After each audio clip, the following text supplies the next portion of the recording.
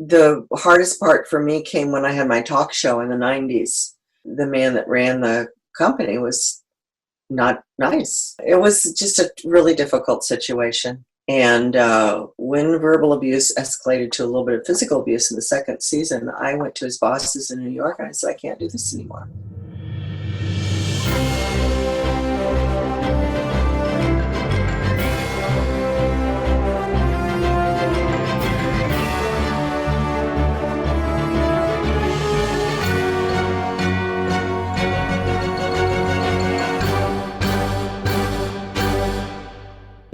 Hi, this is Kara Mayer Robinson. Welcome to Really Famous. Are you ready for a conversation with Vicki Lawrence?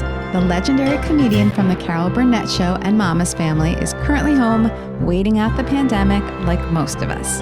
Earlier this year, she was on tour doing Vicki Lawrence and Mama, a two-woman show. So Vicki and I talk about the show, plus she tells the story of how she was discovered by Carol Burnett. We talk about other legends and icons that she's met over the course of her career, and she shares a disturbing story about what happened when she got her own talk show and how it triggered a period of depression. So, yeah. We also talk about how she's dealing with the quarantine, her family, and her chronic hives. Yes, she has chronic idiopathic urticaria, or CIU, an often misunderstood condition that she is now a spokesperson for. So, here we go. Can I do it? No, hold on. Almost. So first I saw you, but didn't hear you. And now I hear you, but I don't see you. But I feel like we're almost there. I come. How's that? That's great. I love it. Okay. You look like you're well lit. You're like in a good spot. And I kind of feel like our backgrounds match a little bit. Yeah, they do. Right? Where are you, Mike? So I am in New Jersey. I'm outside of New York City in the burbs. How about you? You're in Long Beach, right? On different sides of the country, yes. But that's what's nice, I guess, that we can still do this, right? Yeah, I guess. I'd rather be in New Jersey visiting you, but that's okay. Me too. I am all about the in-person, like hanging out and just seeing each other, you know? I'm wanting to go somewhere, but my husband keeps going, when can we go somewhere? I said, honey, I just don't think he understands the whole concept. Really? No, he's working on it. He said, why can't we go to Hawaii? I said, because the whole place is locked down. You have to go into your hotel room and stay there for 14 days. The beach is closed, the pool's closed, the restaurants are closed. Very expensive lockdown. Yes, it's true. But they're right. They're still going to be open for you. They're still going to be taking you. But that's exactly right. And then when you get back, is California one of those quarantine states where they quarantine other states? Like that's what we're doing in New Jersey. Basically, if you're coming in from almost any other state, you're going to be quarantined. Oh, really? Yeah. I don't know. I haven't paid attention to that. We've been on fire, you know. Year after year now, it feels like. Yeah, it's getting worse. This is what our daughter is studying right now. She's a PhD, and she teaches forestry policy, all of that kind of stuff, conservation up at Colorado State. So she's kind of gotten off into this category, and it's just so important and urgent right now that she's on it full time, just about. That is so interesting. Were things happening when she decided to major in that? She just wanted to save the wildlife and the forests and all of that stuff. But this has become a really crucial, important part of the whole deal. And, she's from California. But, they had a huge wildfire up there. They were very close to that. They were standby mandatory evacuation for that huge fire up there where the snowstorm hit. It was 100 degrees on the weekend. It snowed on Monday night. They were like, what, huh? That's so wild. So how far along is she? And is she going to start saving the planet soon? I don't know. She could. She's adorable. She was on the Denver News a couple weeks ago. She called me. She said, how do I look, Mom? I said, push your hair in on this side, honey. Push. Mom, I don't have time. I said, just push your hair in a little bit. The lighting looks fine. You look good. But your hair, she said, my hair is a mess right now, Mom. I haven't seen a hairdresser in how long? I said, okay. She wanted to know, but she didn't want to know. So when it came on the news, she sent me the link. She said, my hair.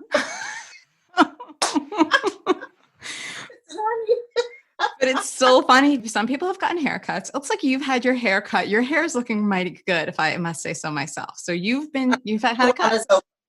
Yeah, our salon's open. I went down there Mm-hmm. last week and became a natural redhead again. You know, it was so long, I was actually thinking of going gray because there's so many cool people going gray. And I thought, oh, God, would that be fun? My husband said, nobody will know you. It's true. I wonder if like you would probably not be that recognized. I don't know. Oh, you could test it and see. Do you normally get recognized? Yeah, usually when I look my worst, people will recognize me. I'm like, why do I even bother? Because I'll have on a baseball cap and no makeup and in the market. Are you? Oh, they say it's my voice. Of course. It was you. I heard that voice. I knew it was you. Yeah. So I think that's a good thing. I think that's a nice thing for you that so many people, Yes. you know, you resonate with them on such a level that they're not going to miss a beat when they see you or hear you. I imagine in the grocery store or whatever else, it's like they feel like they know you, right? Does everybody who comes up to you feel like they know you so well, your family, the whole thing? Yeah. Yeah. Yeah. That's nice. Tell me about that. Is that nice? No, sure, it's nice to be everybody's friend and to make people smile and laugh. Yeah, that's a nice gift. I mean, I would imagine sometimes it gets old, especially if you're going out and your hair doesn't look right and you want to just put the baseball cap on and hide.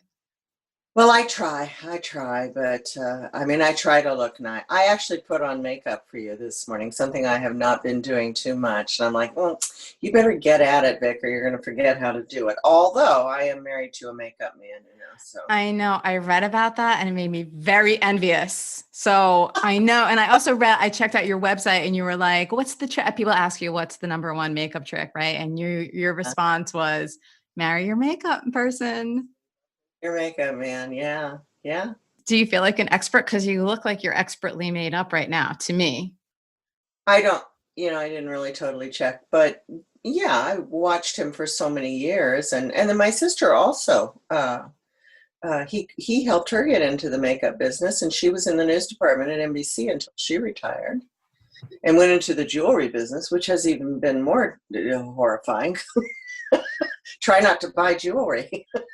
She still keeps me, because she's a girl, keeps me on top of all the best products. You know, they'll send me stuff and say, you need to use this.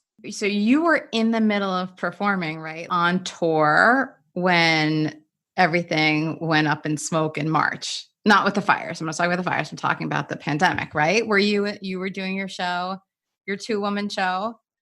We went out in January. My son directs my show, so we go out on the road together, and it's super simple.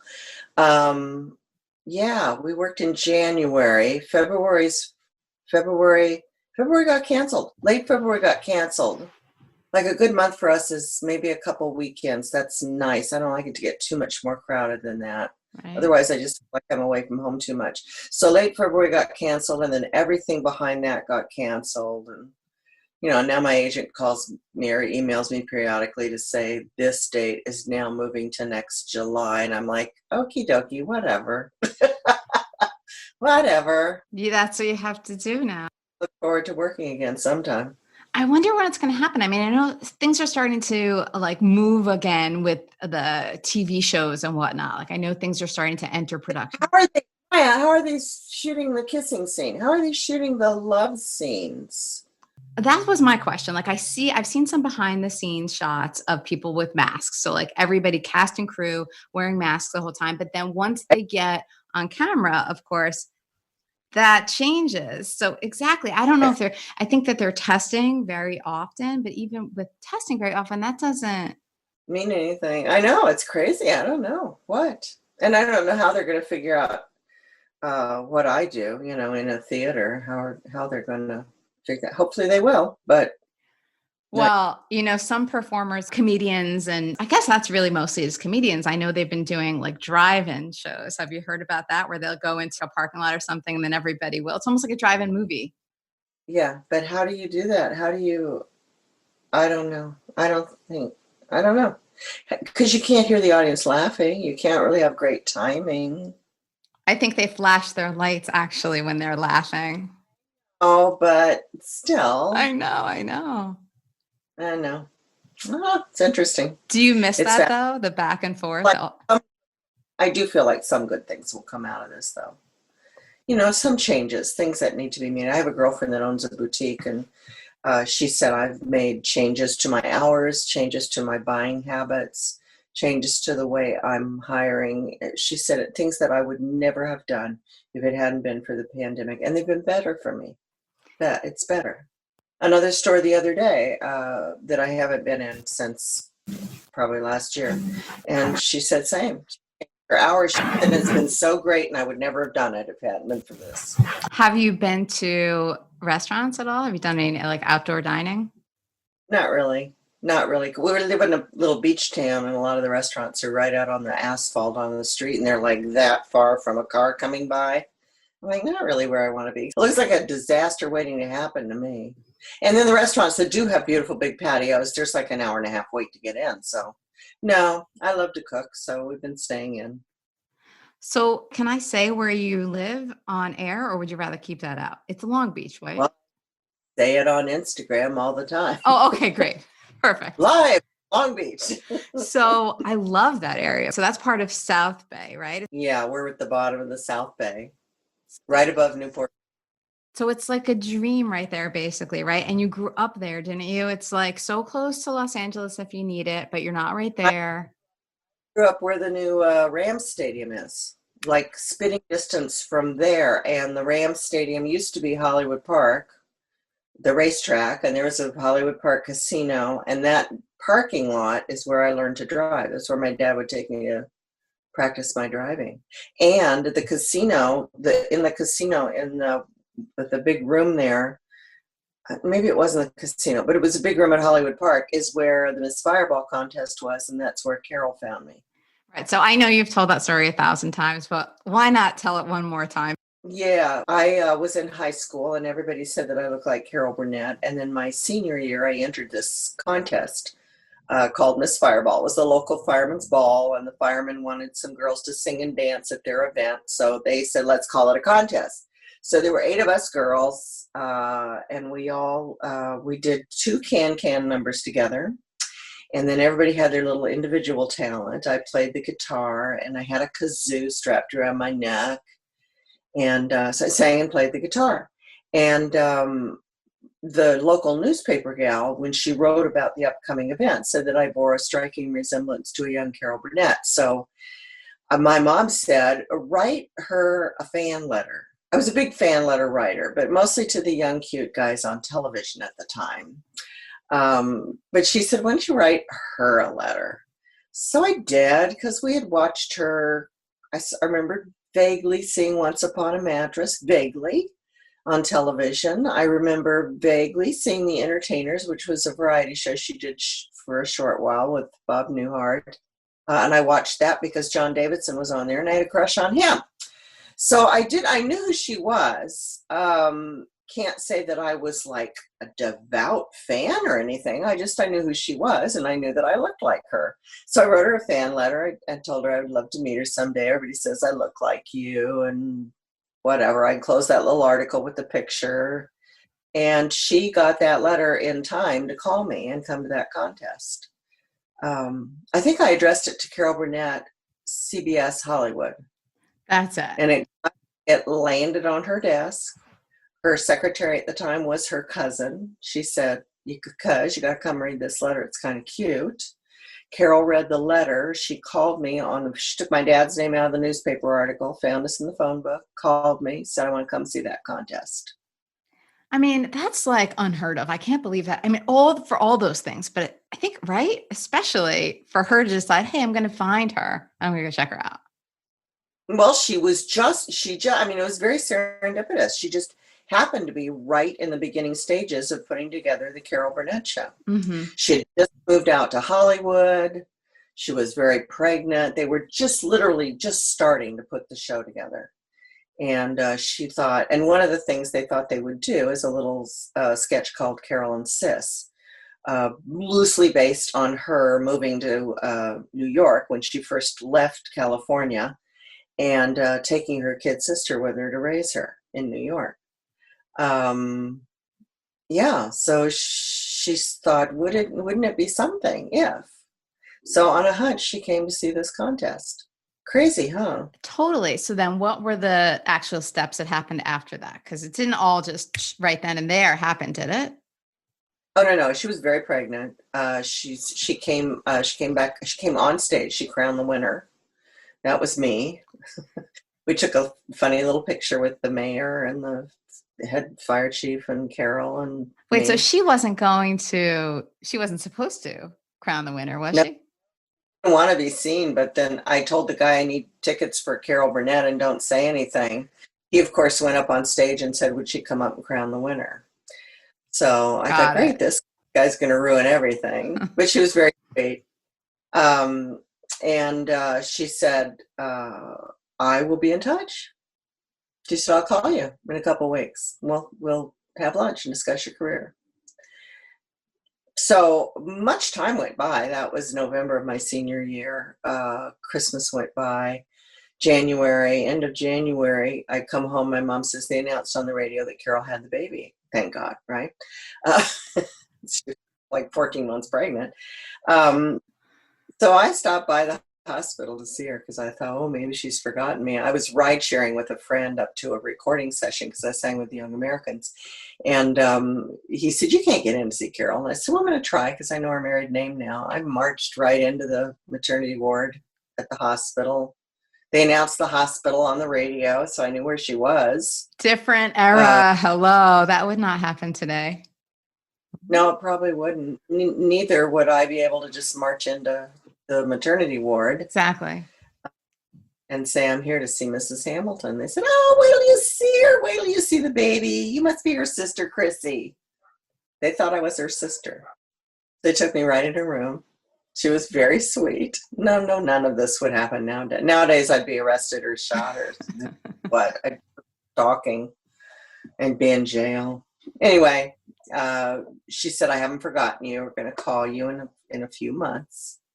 And I got the call to come down to CBS, and they said, we want you to do a little audition for the Carol Burnett show.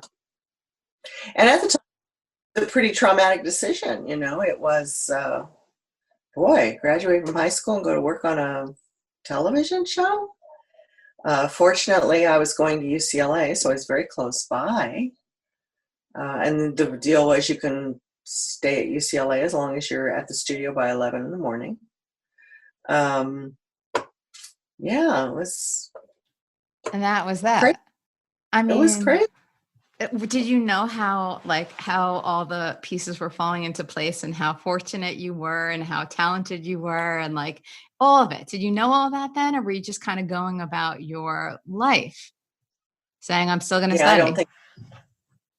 I don't think I had any idea that I was talented particularly. I danced a lot. I sang a lot, but comedy, I feel like I learned by osmosis, I always say I went to the Harvard School of Comedy in front of America. Yeah. I mean, it must have been, was it overwhelming then when you were doing it, or kind of, it felt like this is just normal? It was overwhelming to watch, Saturday nights, I would literally watch like that, oh my God, like watching home movies, Cringe or scared? Yeah. Just cringing at what a geek I was. What a good geek. All right, back up a second, because you just suddenly reminded me of who were those crushes you were saying? You had a crush on all the different men. Who were they? Oh, yeah. Bobby Sherman. What was he on? Bobby Sherman. Here Come the Brides. Johnny Crawford was on The Rifleman. I had a crush on Fabian. I had a crush on, a big crush on all the Beatles. Music, which Beatle? Yes. God, it depended on which song was the hit at the time, but I'd have to say probably mostly John, a little bit Paul. I got to go see them at the Hollywood Bowl when I was a sophomore in high school. It's funny, when I was on the Cool Kids for a year with the most adorable cast ever, we would sit around. People said, what do you guys talk about between takes? And Leslie always said, well, we've all been around the block so many times, we're dizzy. So we mostly talk about old showbiz things. And one day I started it off and I said that I had been to see the Beatles at the Hollywood Bowl when I was a sophomore in high school. And that was, oh my God, wow, how cool. Because who of them got to see the Beatles in concert? And then I forget what David's story was. He had a funny story, though. Leslie had done a sitcom with Faye Dunaway, so that was a good story.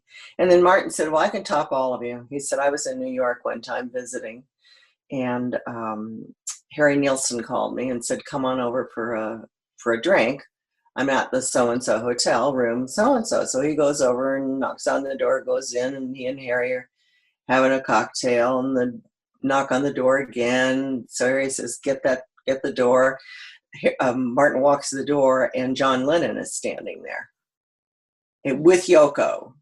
So they come in. He said, here I am sitting on the sofa with Harry Nilsson, John and Yoko, and we're watching the Lawrence Welk show. I said, oh my God, stop it. We were all dying. You're watching Lawrence Welk with John Lennon. Anyway, he said, the best part is the show ends. There hasn't been any talking. John says, he's got a good gig. What? That's so major. Yeah, funny how many people that where were we watching? We were streaming something the other night. Hollywood on Yeah. network is it on? But anyway, I sat in the 50s, 40s, 50s. And halfway through streaming through it, and they're dropping like real names in there. It sort of kind of cross-pollinates with a little bit of movie history. And I said, how funny, I said to Al, I said, how funny is it that we've met all these people? Like we've met Rock Hudson, we met George Cukor. It's pretty crazy. So wild, right? When you suddenly stop and think about it, is it like, I really have to pinch myself, but just to look back at all those names. I got to cross the golden age of television. And Hollywood too. There were so many big stars back then that they're not my generation at all, but that I met Betty Grable, that I met Gloria Swanson, that I met Rita Hayworth, that we saw those people were on our show. Who stands out? Oh gosh, a lot of them stand out. But I mean, Rita Hayworth, how beautiful was she? And she was practicing a dance number for the finale, and I was watching it. She and Carol were doing like a charwoman thing, and she came running up to me after the run through the rehearsal. And she grabbed me by the shoulder. She said, I don't know how you do this every week. It's nerve-wracking. And I looked at her. I wanted to say, my God, Miss Hayworth, you ran up and down the stairs with Fred Astaire. Get a grip. But it's true. I'm sure it threw a lot of them for a loop. It's like I think there's a story that goes at SNL, Saturday Night Live. They keep like almost like a throw up bucket right next to the stage because so many guest stars, when they come on and have to do the live show like that, they freak out and a lot of them get sick. I can see that. Yeah. There were a lot of actors when we did the Cool Kids. I was the first person they cast, and they said a lot of actors won't come in because they don't want to do live in front of an audience. Oh, so interesting. Really? A lot that used to be what it always was, though, right? In front of well, long time ago. Yeah. Live. And I think they're trying to bring it back a little bit. So they wanted to shoot ours live in front of a studio audience, and they said a lot of actors just won't come. They just don't want to do that. But you like that, right? The way I grew up. Yeah, of course. So that was a cool show. It was canceled, right? The Cool Kids. Yeah. Yes. We got lost in the shuffle when Disney, who bought who? Disney bought Fox, right? Yeah, Disney acquired Fox Television. And the guy that came in, to run it, wanted to do his own thing. So we got replaced by Friday Night Wrestling. Oh, that stinks. Are you thinking about work now that you're home, or is it something that doesn't really even... No, you have adjusted fully into like this is what it is. Yeah, pretty much. Good for you. Yeah, and cooking, enjoying the family, and just enjoying working on the house, just doing some decorating. We got a puppy when did we get Toby? February. And so I've been working with him. I had a much needed back surgery. Oh, really? While you were home? Yes. Yeah, it was a good time to do it. And how are your hives? Well, I've been in remission for, gosh, a lot of years. I think it's probably, 10 years now since I had that breakout. And I still remember it. I still, if I itch, think, oh my God, please no. But it hasn't been 10 years that it's flared up. So it's been 10 years without flaring up at all. But if you feel a little bit of something, you get nervous that it's going to be a big thing. It flared up a couple of times. And then the initial breakout though was like about 10 years ago. Okay. Totally out of the blue. I was walking the dogs and I started itching. Actually, it started in the morning. I woke up with the palms of my hands itching, which is weird. Just the palms of my hands. And Al was already downstairs. He's watching the morning news. So I said, how funny is this? You need to go buy a lottery ticket because my palms are itching. So clearly we're coming into a lot of money tonight. And we laughed about it, but when they didn't stop, I went and threw them in ice water because I'm like, that's what a mother would do for an itch, first thing.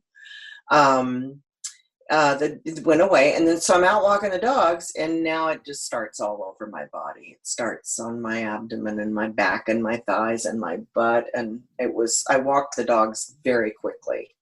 I said, let's go, you guys. I think I dragged them half of the way. Mom needs to get home. And I got home and I went running into the powder room to look. And Al said, what's going on? I said, I saw him go jump in the cold bay because that cold water sounds so good. He said, what's going on? And he looked at my stomach and I literally had welts where I had scratched, big, huge raised welts.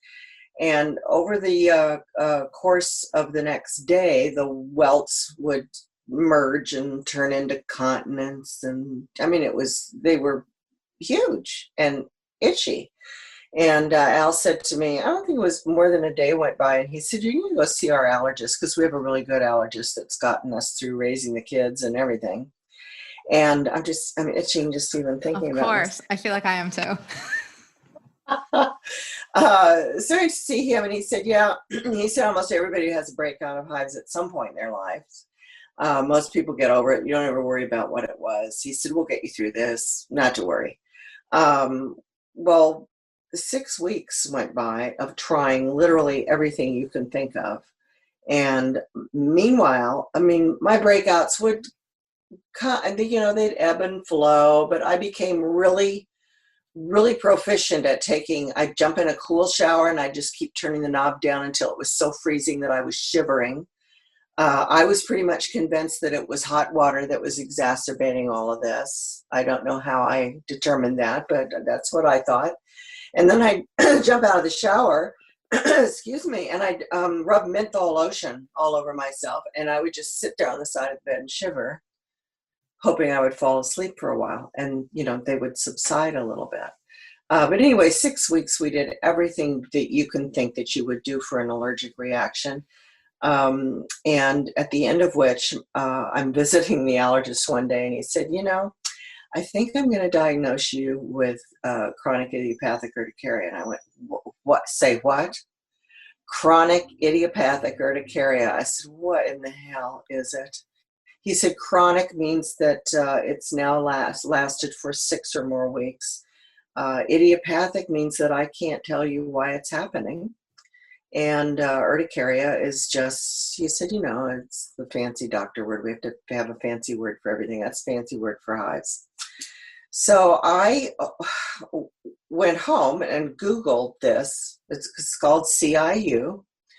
And I couldn't find any good information. I found a few chat rooms. There were people going, oh my God, are you going through this? Oh my God, how crazy is this? But nobody had any answers and there was no any sort of medical information.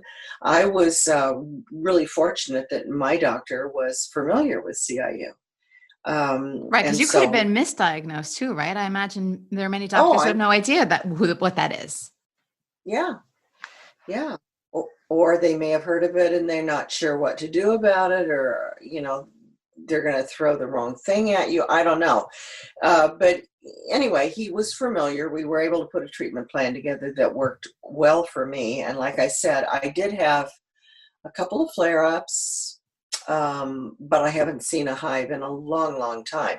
Anyway, about, oh my gosh, a year or so after this happened, I had the opportunity to jump on this website, ciunu.com. That is supported by the Asthma and Allergy Foundation of America. It's made possible by Genentech and Novartis. So a lot of great people that are doing great work, and they wanted me to be the face of hives. I said, I will throw my hives in the ring and I will be your poster child. And come to find out, there are 1.6 million of us in the country that have this condition. It's treatable. It's not curable. That's the chronic part. It can just kind of come and go as it pleases. There are treatment options though. So that's what's great about the website. You can get on there, you can read my story, you can see a lot of other people's stories. I've had a chance to talk to a lot of other people that have gone through this. I think the important message is find the allergist in your hood that is familiar with CIU. And if they are, they will be able to get together with you, and you'll be able to put together a treatment plan that works for you, and you can get those suckers in remission. Hives, it's a funny thing. It's like everybody wants to give you advice. It's something you ate. What'd you have for dinner last night? It's some new product you're using. My daughter was like, you got to get on a holistic elimination diet, Mom. That's what you need to do. And I'm like, I haven't changed anything at all. I had a good friend say, it's the red wine. It's the tannins in the red wine. You got to stop drinking. So many people really think they know, don't they? It's so funny they do. Like a lot of people do. They just want to help, but they do think they know. Yeah. Well, because when you think about hives, you do think about an allergic reaction. And that's the thing about CIU. For those of us that have CIU, there is no known cause. So there's no point in trying to figure out what you might be allergic to. It's just Are there triggers though? Are there triggers? No triggers either. No cause no triggers. That's so interesting. But treatment. Yeah, there are treatment options, and you got to get with your allergist and put that together for yourself. Can we shift gears a little bit to some life lessons that you've had over the years? You feel like being a little analytical? Oh, all right. Okay. Let's just start with entertainment. You've been in it through all these different changes. So what's one thing that maybe surprised you or would surprise other people? Maybe that a lot of celebrities aren't as nice as they should be. Oh, really? I feel like there really is a trickle-down theory. And I feel like trickle-down is real. And I feel like I learned from the very best lady in the whole world that as it goes at the top, so goes the whole company.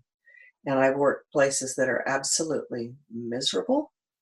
And I know that I learned that the workplace can be so much fun. Showbiz should be fun. It should be everything you think it is. Get paid for playing dress up and hanging out with stars and having a good time. Carol always used to call it playing in the sandbox.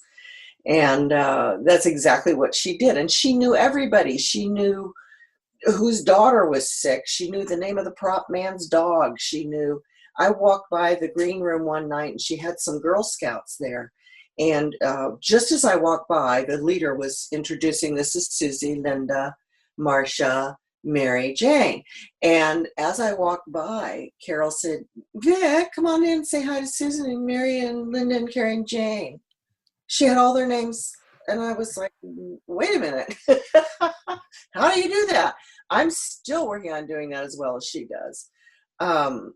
Just a super special lady. And I am so fortunate to have grown up in her shadow. Yeah. So that's interesting. So she did teach you things like that. Sorry, I didn't hear what you said. No, I was just going to say, many of the older people on the Carol Burnett show used to say to me all the time when I was young, they'd say, wait until you get out into the real world of showbiz, kid, because this ain't it. It was just a very, very special place to grow up. And you And I realize that later. pass that along. Yeah, You yeah. know? So, Yeah. was it sort of culture shock when you did move on to other things? I mean, I guess was Mama's Family kind of considered all part of that? Like, do you look back on Mama's Family when it turned into its own show as part of the same thing, or was that like a totally different?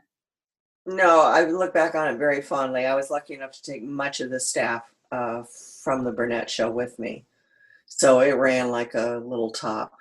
I I mean, mean, I call her the Energizer Bunny. I mean, it just ran so smoothly. By the time we got to the sixth season, we had it down to a 4-day work week. We were just having a good time. so everybody was like simpatico, everybody got along, the whole thing. It wasn't the situation that you're saying that like, wait till you get in the real world. That was still sort of like the unreal world. It was my show. So Mm-hmm. Yeah, but even so, it could still be difficult, right? If you had difficult, well, I guess because you could choose the people to work with. So, I was lucky enough to have Burnett people, and we were all trained the same way. so what about the fact that you were considerably younger than Carol, and yet you were still playing Mama, and perfectly, like it was just everybody, we all accepted it. She was a great character. She was a great, great character to play. Um, she was written for Carol, and she didn't want the part. She wanted to be Eunice, so I got the part of Mama. And Hardy used to say to me all the time, "Boy, did you get the part, kid." He said, "The mother is the center of everybody's universe." He said, "You got the part." So yeah, she's a great character. So no, and now that I actually am old, how nice to be able to throw on a wig and I can kind of grow into my character, you know? That's so funny. So when was that sort of wake up call for you that you realized, oh, you know what? Maybe all celebrities aren't so nice. And maybe that was I was really lucky to be around who I was around all those years. Well, I ran into, I mean, I did, I guess, start on shows that were not so fun to be on. And, thankfully it was only a week or so and then you were gone. The hardest part for me came when I had my talk show in the 90s. And the man that ran the company was not nice. And he and I disagreed from the very get-go as to how the business of showbiz should be run. I thought we were supposed to be having fun. And he said, "You don't understand television, kid. This is tough business." And I'm like, I kind of think I do a little bit. It should be fun.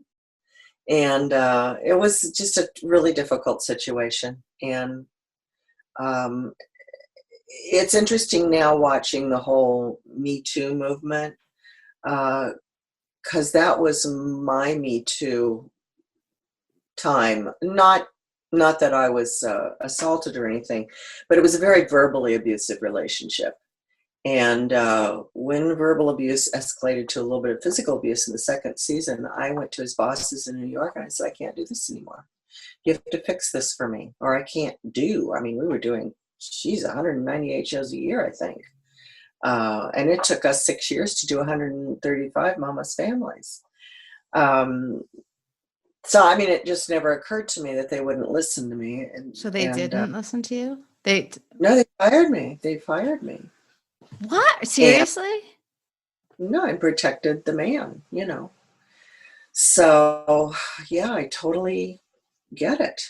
That is so out of control. Times are changing a little bit, which is good. It's slow and go, but they are changing. So what happened? You got fired and then how did everybody around you, your family, your husband, what did you go through at that point? Did you Oh, think it's horrible. I went through a horrible depression. Lasted 3 years, took me to get out of it. It was bad. I just went into the dumper.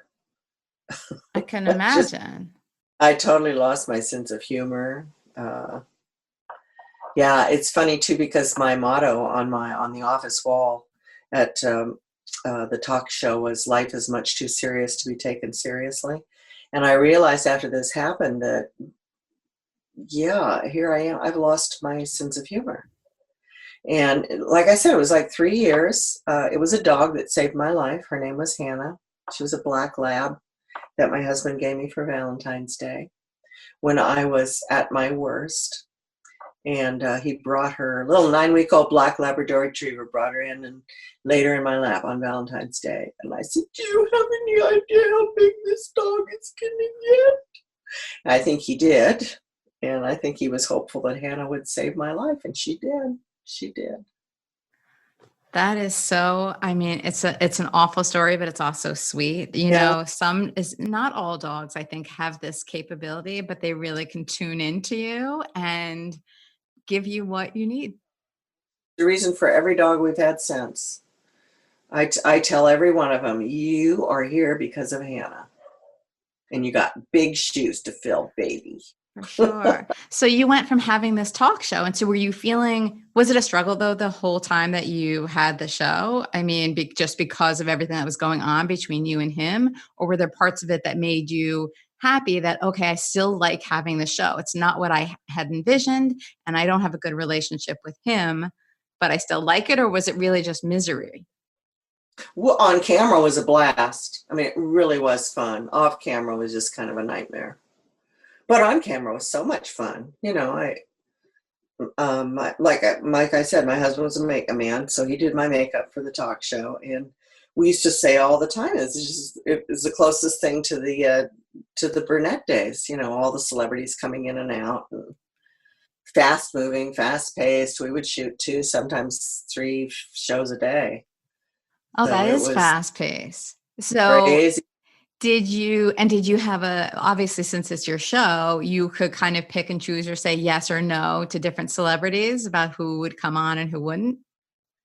Sometimes, I mean, you know, they had rules. The company that ran the show, they had certain rules about wanting it to be a theme show. So sometimes it's hard to figure out what the theme is when, I don't know, who's coming on. Wolfgang Puck and Dinah Shore. What are we going to do? Those are great names to be on the show. Yeah, it was a challenge, but it was fun. It was fun. Would you do it again now if the situation was different? Talk show, a lot of work, a lot of work. I think I would prefer to be funny. Just, I mean, to have a part on a show and just be funny. You know, going out and entertaining the audiences and doing my show, which Harvey talked me into. He told me for years, you need to have your own show that you take out, and it's just yours, and you can do whatever you want. And he was right. I can do whatever I want. Wait, so he said that about the talk show? He thought that you should have the talk show, No, not about Mama's Family. the live show. He said it Oh, for years. Said you need to have because he and Tim went on the road together and had a show together. And he said, you need to do this. You need to. so how long So did it take you to accept what he said about you need to do this? Like, how long did you years, sit on it? literally years. Yeah, I just wasn't ready. I think sometimes people just aren't ready. I didn't Or do it were you until afraid of something? Or like, was there something about it that you were like, no, I don't want to do this? maybe it scared me. I didn't think I could do it. When I first did do it, which has been a lot of years ago now, we started in Vegas in 2002. 2002, yeah. So it's been a lot of years, but we opened in Vegas, and the first night, I'm of course thinking, I hope everything that I think is funny to everybody else. Who knows? Oh my God, here we go.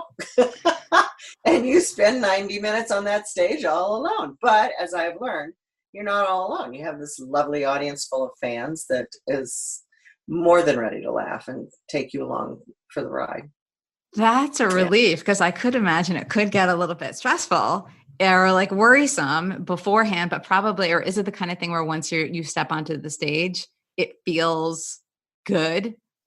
Yeah. Mm. Yeah. I'm used to walking into a room full of fans now, which is lovely. I mean, I think for a lot of stand-up comics, they're not known yet. So it's a totally different thing than me, who, as you said in the very beginning, everybody thinks they know you. That's right. So they already come welcoming and they're like they know that they're going to feel good and they're going to laugh. They expect to laugh, yeah. Are there ever bad nights though, where you feel like, what went wrong? Something that wasn't so good tonight, or the audience wasn't with me? Never. No. That's amazing. Crazy things happen. Like I've had a 6'4" man in drag as Eunice come charging down to the stage. I've had funny things happen. What did you do? What did you do when that happened? Well, we all just kind of got hysterical, and then security came up and grabbed him, which made all of us laugh even harder. You know what? No. I bet though that you just go with it. Yeah, because usually people will always say to me, "What's your most embarrassing moment?" I feel like if you're a comedian and something embarrassing or crazy happens, that's your cue to take the ball and run. Usually. Turn it around and make it really silly for everybody, because they love it. People love it when stuff goes wrong. They love it when my microphone doesn't work and some guy has to come and get inside the back of my pants and, put a new battery in, or they love it when the lights don't work.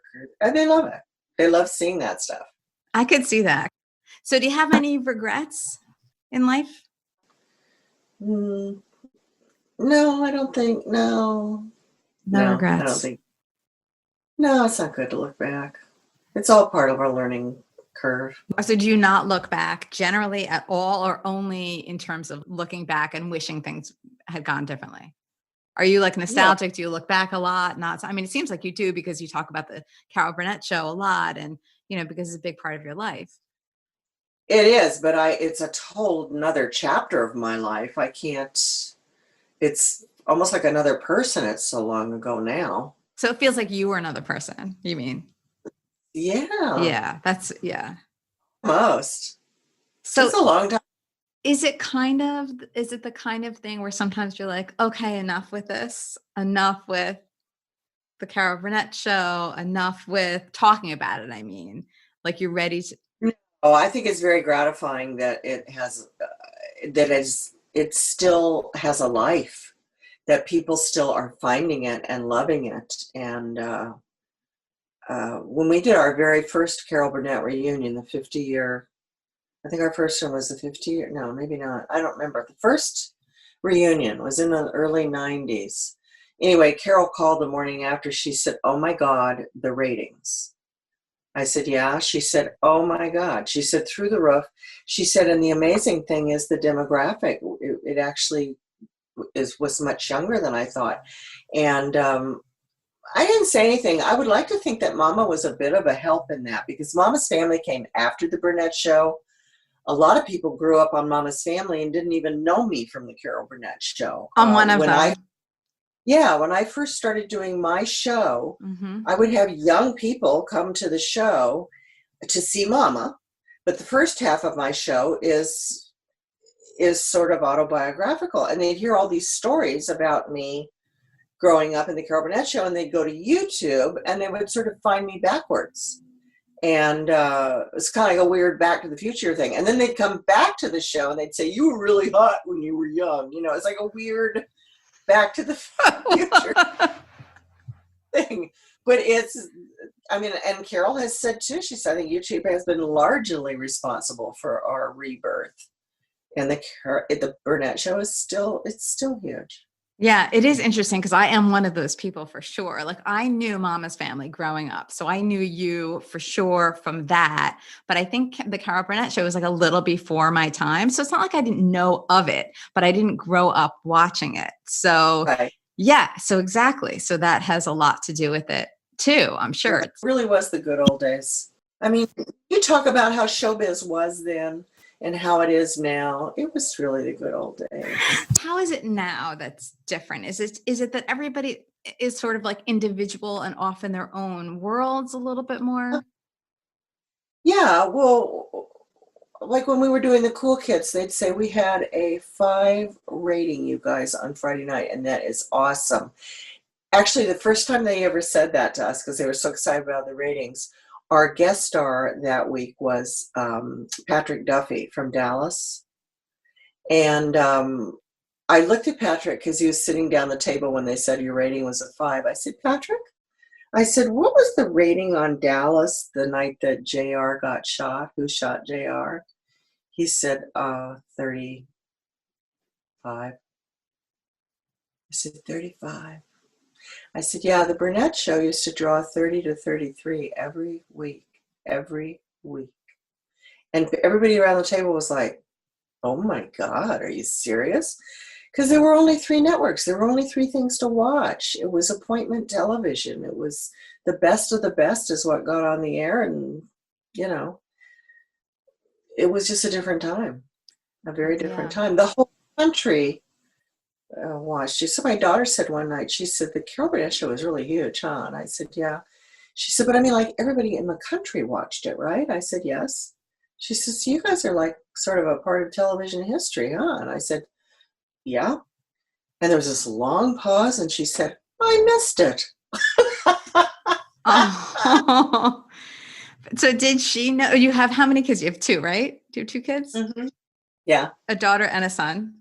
Yes. And so did they, like, how aware of you were they growing up, of you outside of being mom? Well, I think they were. I mean, they came to the Mama's Family set a lot. They were both born during the Burnett show, so they don't remember that as much. I mean, they know it now from watching it, but they don't remember it. They do remember Mama's Family. But yeah, they're used to Mom being working, you know. And what does your son do? Is he nearby? Does he live near you, or is he?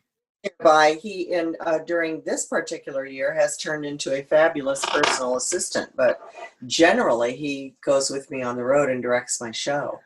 And, you know, he's in charge of putting all that stuff together. So that's so nice that you, and, you know, your husband did all your makeup for the, you know, right, for the other things. And then your son is directing the shows. So that's a pretty nice situation. It is. I always say, if you can work with your family, there's nothing better in the world. If you can't, it sucks. But if you can, right? Not everybody could, probably. You have to have the right kind of family to want to do that and love it and thrive with that. But I think that's so nice. It says a lot about your family. Yeah. So congratulations on that. Oh, thank you. I'm lucky. Yeah, I'm very lucky. One last question. What are some of the things that you're watching right now on TV? Oh, well, we've come late to streaming. So we just finished Yellowstone, loved. We're now in the middle of The Americans, love. The best. That is one of my all-time favorite shows. So well done. Where are you? What season? Do you know? Middle of season 2. You're so lucky. You have so much to go. And it's so high quality. The same, you know, it's like this season after season consistently. Yes. Stuff. And then I'm crying, waiting for the next season of Ozark. And what else am I waiting for? God, well, we're streaming, you know, because television is in chaos as well. So we've come late to the streaming. I'll tell you one quick last funny story. My husband doesn't understand the whole streaming concept. He's like, is The Americans on tonight? I said, honey, The Americans is on whenever we want it to be. We can watch it right now if you want me to turn it on. Okay. You could even watch it at a hotel in Hawaii because you won't be able to do anything else while you're there. No.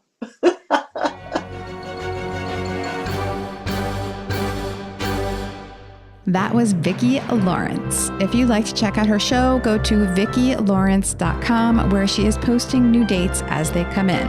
For more information on CIU, or chronic hives, visit CIUandyou.com.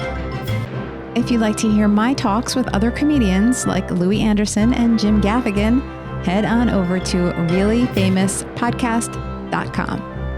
Shout outs this week to my spectacular supporters, Lindsay, Jamie, Pat, Barb, Sonia, Bob, and Tom. Thanks so much for listening. I'll talk to you soon.